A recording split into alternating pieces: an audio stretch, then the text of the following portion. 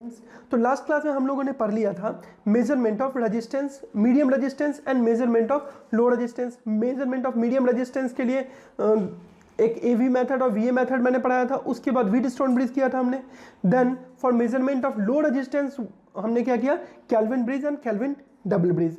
अब हम लोग पढ़ने वाले हैं जो इससे पहले हमने पढ़ा था वो कहता था DC bridge, Wheatstone bridge was a DC bridge. आज फ्रॉम द क्लासेस ऑनवर्ड, इस लेक्चर या इसके बाद हम लोग एसी ब्रिजेस के ऊपर पढ़ने वाले हैं। एसी ब्रिजेस के केस में क्या होगा, उसमें जो हमारा मेजरमेंट था that was limited to resistance only, और सिर्फ मैग्नीट्यूड की वैल्यू हम कंपेयर करते थे। इस केस में हम लोग क्या करने वाले हैं कि मेजरमेंट सिर्फ रेजिस्टेंस के ऊपर नहीं करने वाले हैं, बल्कि मेजरमेंट हम लोग किस और चीज पे करने वाले हैं, दैट इज एंगल्स का भी मेजरमेंट। सिर्फ मैग्नीट्यूड का मेजरमेंट नहीं, क्योंकि हमारे पास एसी आ गया ना, तो फेजर्स होंगे, कॉम्प्लेक्स नंबर्स होगा, तो हम लोग एंगल और मैग्नीट्यूड दोनों की मेजरमेंट करने वाले हैं। ठीक है, तो let's start with the AC bridges, right. तो हम लोग पढ़ते हैं एसी ब्रिजेस। एसी ब्रिजेस के बारे में पढ़ते हैं। ब्रिजेस सिर्फ मेजरमेंट यानी सेल्फ इंडक्टेंस, कैपेसिटेंस, सिर्फ इन्हीं के मेजरमेंट के लिए यूज नहीं होता। ब्रिजेस के और भी यूज है। कम्युनिकेशन सिस्टम्स में अगर आप चले जाओ तो ब्रिजेस के बहुत सारे यूज होते हैं। तो ये सिर्फ इंपीडेंस के मेजरमेंट तक रिस्ट्रिक्टेड नहीं है, it is not restricted to the measurement of impedances. इसमें और भी बहुत सारे फैक्टर्स होते हैं, एक बहुत सारी चीज़ों और को ये मेजर कर सकता है, बट उसके बारे में कम्युनिकेशन सिस्टम्स में आप पढ़ोगे। अभी जो हमारा सिलेबस है हम लोग अपने आप को लिमिट करेंगे और करेंगे कहाँ, measurement of capacitance and inductance. तो हम लोग पहले स्टार्ट करते हैं एसी ब्रिजेस। इससे पहले हमने व्हीटस्टोन ब्रिज पढ़ा था। व्हीटस्टोन ब्रिज में क्या था कि आपको याद होगा उसमें 4 आर्म्स थे। 4 आर्म्स कौन कौन से थे, पी, क्यू, आर और एस। पी और क्यू को हम लोग रेशियो आर्म्स बोलते थे। R was the unknown resistance that was to be calculated. S was the standard resistance, S को वेरी करके आर की वैल्यू हम कैलकुलेट करते थे। बट इन सभी को करने से पहले वी कंफर्म, इस बात को सुनिश्चित कर लेते थे, वी मेक सर्टेन कि हमारा ब्रिज बैलेंस कंडीशन में हो। और वो कैसे पता लगता था कि ब्रिज बैलेंस कंडीशन में हो, जब गैल्वेनोमीटर के थ्रू करंट जीरो हो जाता था। मतलब गैल्वेनोमीटर से फ्लो करने वाला करंट जीरो, यानी गैल्वेनोमीटर जब नल इंडिकेट करता था, जीरो इंडिकेट करता था, तो हमें पता लगता था कि ब्रिज इज बैलेंस्ड। तो वो तो हमारा डीसी ब्रिज था।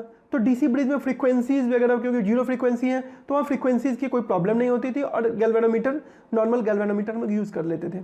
बट अब जब एसी ब्रिजेस पे आते हैं तो एसी ब्रिजेस में प्रॉब्लम्स आना शुरू हो जाता है, बिकॉज हम लोग वाइड रेंज ऑफ फ्रीक्वेंसीज के ऊपर काम कर सकते हैं।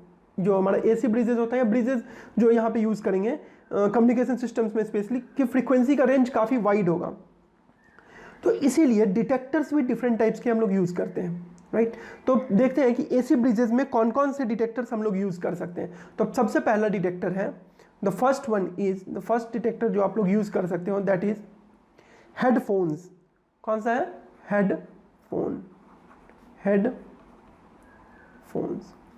हेडफोन्स के बारे में ये है कि ये काफ़ी वाइडली यूज तो होता ही है, और जनरली कितने फ्रीक्वेंसीज पे, 250 hertz.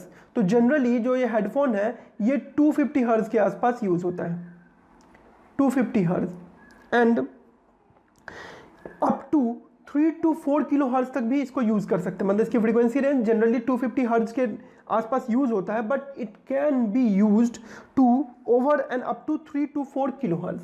So it can be used up to 3 to 4 kilo hertz. तो ये 3 से लेके 4 किलो हर्ट्ज तक भी ये यूज हो सकता है। इसकी सेंसिटिविटी काफ़ी अच्छी होती है, बट जनरली जो सिंगल फ्रीक्वेंसीज पे वर्क करते हैं तो वहाँ पे क्या होता है, ये सिंगल फ्रीक्वेंसी पे ट्यून किया जाता है डिटेक्टर को। फिर हमारे पास हेडफोन्स होता है, we can actually hear that sound, right. जब वहाँ पे नल डिटेक्शन होगा तो हम लोग उसको डिटेक्ट कर सकते हैं थ्रू द हेडफोन्स। फिर दूसरा डिटेक्टर कौन है जो कि काफ़ी ज़्यादा यूज होता है, second detector is, detector number 2, the detector number 2 is vibration galvanometer. Second is vibration galvanometer. तो वाइब्रेशन गैल्वेनोमीटर जनरली किस फ्रीक्वेंसी रेंज में यूज होता है, यस गैल्वेनोमीटर ना। तो ये सेम टू सेम है, ये जनरली लो फ्रीक्वेंसी रेंज जो हमारे घर में जो सप्लाई आती है वो क्या 50 हर्ट्ज पे आती है, लो फ्रीक्वेंसी रेंज है। तो ये काफ़ी लो फ्रीक्वेंसी रेंज में, जैसे पावर फ्रीक्वेंसी घर पे जो आती है उसको क्या बोलते हैं, पावर फ्रीक्वेंसी रेंज। तो ये पावर फ्रीक्वेंसी रेंज या फिर ऑडियो फ्रीक्वेंसी रेंज के लिए भी यूज़ होता है।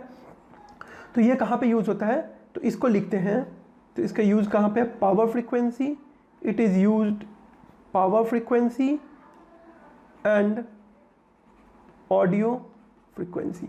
पावर फ्रीक्वेंसी और ऑडियो फ्रीक्वेंसी के लिए यूज़ होता है। इसका जो एक्चुअल रेंज है, मतलब रेंज अगर बोलो, इसकी रेंज अगर फ्रीक्वेंसी रेंज बोलते हैं हम लोग, frequency range of vibration galvanometer, ये 5 हर्ट्ज से लेकर के फ्रॉम 5 हर्ट्ज टू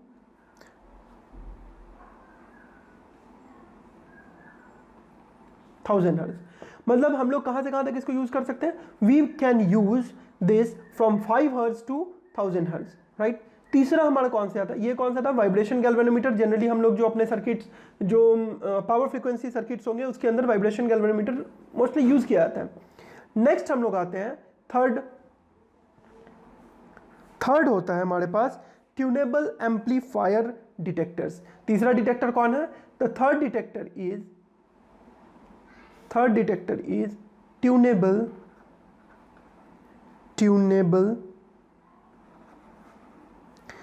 एम्पलीफायर। तीसरा डिटेक्टर कौन सा है, ट्यूनेबल एम्पलीफायर। ट्यूनेबल एम्पलीफायर काफ़ी वर्सेटाइल एम्पलीफायर है, इसको हम लोग एक्चुअली ट्यून कर सकते हैं, राइट। और इसको ट्यून करके हम लोग एक नैरो बैंडविड्थ, मतलब ट्यून करके ऐसा बना सकते हैं ताकि ये रिस्पॉन्ड करे एक नैरो बैंडविड्थ में, राइट। एक छोटे से बैंडविड्थ में जो हमारे ब्रिज है, ब्रिज के अकॉर्डिंग हम इसको ट्यून करके वो कर सकते हैं, क्या कर सकते हैं, इसको यूज़ में ला सकते हैं। काफ़ी वर्सेटाइल है, राइट। और इसकी जो फ्रीक्वेंसी रेंज है ये काफ़ी वर्सेटाइल है, ये पता लग गया, it is very versatile. Then it is tunable, yes, you can tune it electrically, आप इसको ट्यून कर सकते हो अकॉर्डिंग टू द ब्रिज। और इसकी जो फ्रीक्वेंसी रेंज है that is from 10 hertz to 100 kilohertz. तो 10 हर्ट्ज से लेकर के 100 किलो हर्ट्ज तक इसको हम लोग एक्चुअली क्या कर सकते हैं, यूज कर सकते हैं, राइट। इसकी फ्रीक्वेंसी रेंज काफ़ी वाइड है, राइट।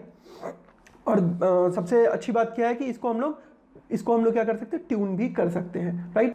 ओके, तो अब हम लोग आते हैं एसी ब्रिजेस के ऊपर। एसी ब्रिज का कंस्ट्रक्शन सेम होगा जैसा आपने व्हीटस्टोन ब्रिज में देखा था, राइट। इसके भी 4 आर्म्स होंगे, देख लो। ये जैसा व्हीटस्टोन ब्रिज के अंदर क्या था, 4 आर्म्स था, सिमिलरली यहाँ पे 4 आर्म्स है, Z1, Z2, Z3 and Z4, ठीक है। Z1 कौन कौन से आर्म्स है, Z1, Z2, Z3। वहाँ पे हमारा क्या था, रजिस्टेंस था। व्हीटस्टोन ब्रिज में हमारे ये रजिस्टेंस है, यहाँ पे क्या है, इम्पीडेंसेस, राइट। यहाँ पे क्या होगा, यहाँ पे हम लोग मेजर करेंगे इम्पीडेंस। उसमें क्या था, हम लोग रेजिस्टेंस को मेजर कर रहे थे, here will measure the impedances. तो व्हीटस्टोन ब्रिज में हम लोग क्या कर रहे थे, इसको जनरली हम लोग क्या करते हैं कि बैलेंस कंडीशन के केस में जाते हैं और वहाँ पे इक्वेशंस को फाइंड आउट करते हैं, मतलब इक्वेशंस वहाँ भी फाइंड आउट करते हैं। तो अब हम लोग इसके लिए भी इक्वेशंस देखेंगे, किसके लिए, will find out the equations for AC bridges. एक जनरल एसी ब्रिज का क्या इक्वेशन होगा उसको देख लेंगे। फिर स्पेसिफिक जब हमें सेल्फ इंडक्टेंस को मेजर करना हो, स्टेरिंग ब्रिज यूज करना हो, या कैपेसिटेंस को मेजर करना, या कुछ भी फ्रीक्वेंसी मेजर करना हो, तो वहाँ पे ये जनरल इक्वेशन को हम लोग अप्लाई करेंगे। सो पहले हम लोग देखते हैं इसके जनरल इक्वेशन क्या है। Will try to solve the general equation of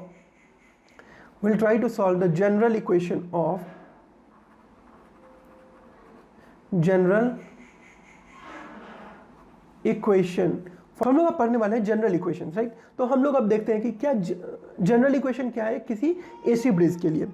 तो अब देखो आपके पास यहाँ पे क्या है, 4 ब्रिज के 4 आर्म्स दिए हुए हैं, Z1, Z2, Z3, Z4, E1 और E3। E1, E3 is the EMF drop या potential drop across Z1, Z3 के अक्रॉस, E3 सिमिलरली Z2 के अक्रॉस, E2 और Z4 के अक्रॉस E4।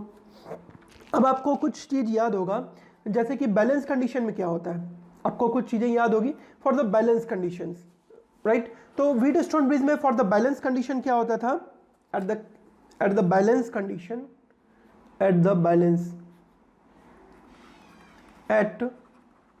balance। तो बैलेंस में क्या होता है, हम लोग क्योंकि बैलेंस पहले पूरे क्या करते हैं, ब्रिज को बैलेंस करेंगे, जो बैलेंस कंडीशंस में हमारा रिजल्ट आएगा उसी रिजल्ट को तो हम लोग कैलकुलेट करेंगे। बैलेंस करना मतलब ये जो डिटेक्टर है, बैलेंस करने का मतलब क्या था, जो डिटेक्टर है हमारे पास, ये जो डिटेक्टर है, डिटेक्टर के थ्रू जो करंट हो दैट इज जीरो। तो जब डिटेक्टर के थ्रू जीरो करंट फ्लो करेगा उसको बोलते हैं हम लोग बैलेंस कंडीशन। और बैलेंस कंडीशन में ही हम लोग कोई ना कोई इक्वेशन निकालते हैं, राइट हम लोग इक्वेशन कैलकुलेट करते हैं फॉर द बैलेंस कंडीशन। तो देखते हैं कि बैलेंस कंडीशन में इसका इक्वेशन क्या होगा। तो कंडीशन क्या क्या है, at balance E1 would be equal to E। तो अगर बैलेंस कंडीशन है तो E1 किसके बराबर होगा, E2। क्यों, क्योंकि there would be no current through the galvanometer, vibration galvanometer या फिर डिटेक्टर जो भी हम यूज कर रहे हैं, उस डिटेक्टर से कोई करंट अगर नहीं फ्लो कर रहा है तो E1 potential difference between A to B, point A और B के बीच जो पोटेंशियल डिफरेंस होगा वो किसके बराबर होगा।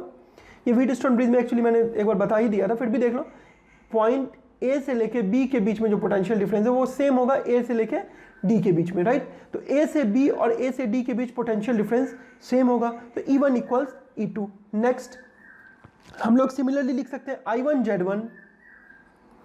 I1 इंटू Z1 इक्वल्स, इसी को अगर मैं I2 इंटू Z2, इसी चीज को अगर मैं इंपेडेंसेस के फॉर्म में लिखूं तो I1 Z1 equals I2 Z2, जहां पे I1 is the current flowing through Z1, I2 is the current flowing through Z2 impedance.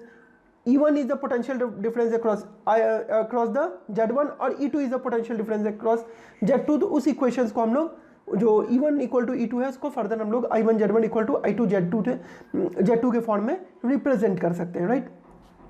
अब हम आते हैं कि दूसरा क्या कंडीशन है। एक तो कंडीशन ये हो गया हमारे पास, और कोई कंडीशंस भी होगा। दूसरा कंडीशन है I1 इक्वल्स, और क्या क्या कंडीशन होगा, I1 इक्वल्स I3 होगा ना। ये जो I1 है, जो करंट यहां से फ्लो कर रहा है वही करंट यहां से फ्लो कर जाएगा, राइट। तो I1 इक्वल्स I3, ये तो पक्का है क्योंकि हमारा जो डिटेक्टर है उसमें कोई करंट नहीं जा रहा है, क्योंकि हमारे डिटेक्टर में कोई करंट नहीं जा रहा है, तो I1 इक्वल्स I3। तो I1 इक्वल्स I3 को हम लोग क्या लिख सकते हैं इक्वेशन में, सो वी में right I1 equals I3 equals, I1 को क्या लिखेंगे E1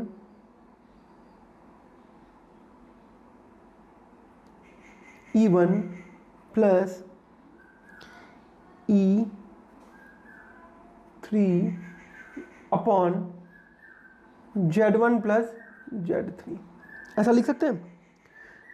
अब E1 plus E3 is equal to nothing but it is equal to E upon Z1 plus Z3। So I1 equal to E3 is equal to potential drop across E1 फिर E3 and finally हम लोग लिख लेते हैं it is equal to E, sum of E1 plus E3 is E। आप बगल में जो सर्किट है आप उससे देख लो। देन हम लोग क्या करते हैं, E1 equal to E3, then what we do. अब नेक्स्ट इक्वेशन क्या आएगा हमारा, I2, नेक्स्ट इक्वेशन होगा equals I4। I2 equals I4 को हम लोग फिर लिखेंगे it is equal to E upon Z2 plus Z4। तो हमारे पास तीन इक्वेशन आ गए, equation number 2, equation number 3, right.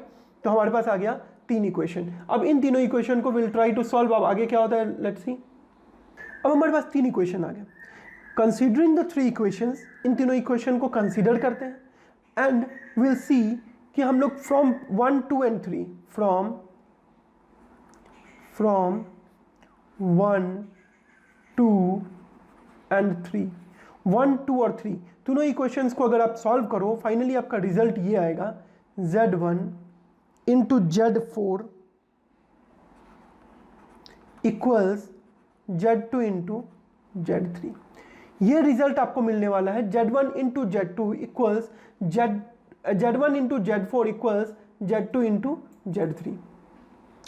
अब देखो Z1 और Z4 क्या है, देखो एक बार गौर से, Z1 एंड Z4, ये रहा हमारा Z1, ये हमारा Z1 और ये हमारा Z4। तो Z1 और Z4 क्या है, Z1 and Z4 are the opposite arms. Similarly Z2 और Z3 क्या है, अपोजिट आर्म्स। तो हमारे बैलेंस में क्या रिजल्ट क्या आया, बैलेंस कंडीशन में, बैलेंस कंडीशन में हमें ये रिजल्ट मिलता है, बैलेंस कंडीशन में हमें ये रिजल्ट मिलता है कि Z1 into Z4 equal Z2 into Z3, मतलब कि product of the opposite arms are equal, right. तो ये हमें यहाँ से एक रिजल्ट मिल गया कि product of the opposite arms are equal. इस इक्वेशन को हम ये भी लिख सकते हैं y1 इंटू y4 एडमिटेंस के फॉर्म में equals y2 into y3। Y admittance form, देखो पहला जो इक्वेशन है ये, अगर सीरीज सर्किट है, अगर आपका जो ब्रिज सर्किट है उसमें जो एलिमेंट्स है दे आर इन सीरीज, तो Z1 इंटू Z4 वाला इक्वेशन काफ़ी इजीली वहाँ से आपको रिजल्ट आप निकाल सकते हो। बट अगर पैरेलल सर्किट है, so for parallel bridge circuit है, उसके लिए आपको क्या होगा, ये एडमिटेंस वाला मेथड करना पड़ेगा। अब एक चीज़ और देखो, स्टार्टिंग में मैंने क्या बोला था, it is a AC bridge और यहाँ पे इम्पीडेंसेस है, मतलब कि फेजर्स आएंगे।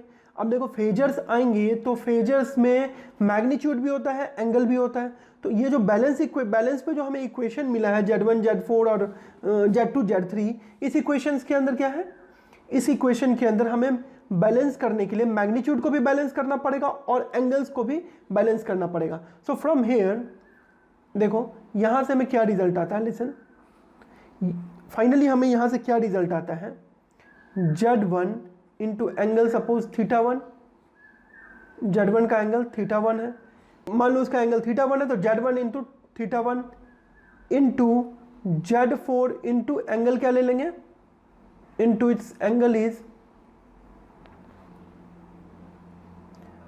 Z4 इंटू एंगल θ4, इसको हम लोग लिख सकते हैं Z2 angle θ2 into Z3 angle θ3।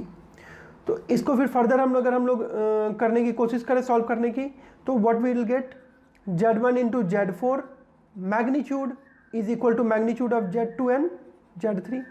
तो ये मैग्नीट्यूड हो गया। तो magnitude of Z1 into Z4 equal Z2 into Z3 and angle θ1 plus θ4 equals angle θ2 plus θ3। तो हमारे पास क्या रिजल्ट आता है, angle θ1 into angle θ1 plus θ4 equal to angle θ2 plus θ3। ये हो गया हमारा कौन सा condition, for the angle condition. क्योंकि हमारा कौन सा फेजर है, तो फेजर में हमारे पास दो कंडीशन होंगे, एक मैग्नीट्यूड कंडीशन और एक एंगल कंडीशन।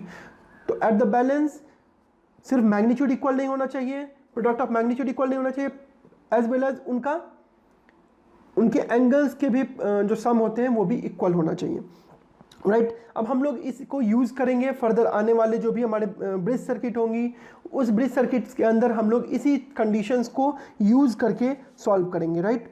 इसको फर्दर हम लोग एनालाइज और भी कर सकते हैं, जैसे Z1 is what, Z1 is R1 plus, आप ऐसे भी समझ सकते हो इसको, Z1 is what, Z1 is nothing but R1 plus JX1 and Z2 is what, R2 plus JX2। Now this X1 और X2 डिपेंड करेगा कि हमारे सर्किट में जो एलिमेंट है वो ये डिपेंड करेगा, कैपेसिटर है हमारे सर्किट में जो एलिमेंट है या फिर इंडक्टर है। अगर इंडक्टर लगा हुआ है तो XL1 XL, अगर कैपेसिटर लगा है तो XC, राइट। तो depending upon what kind of element we are having in the bridge circuit, उस पर डिपेंड करके हम लोग इस पूरे इक्वेशंस को फर्दर एनालाइज करेंगे फॉर स्पेसिफिक सर्किट्स, राइट। तो आज हम लोग यहीं तक रखते हैं AC सर्किट के ऊपर। नेक्स्ट क्लास में हम लोग पढ़ेंगे मैक्सवेल ब्रिज। Thank you.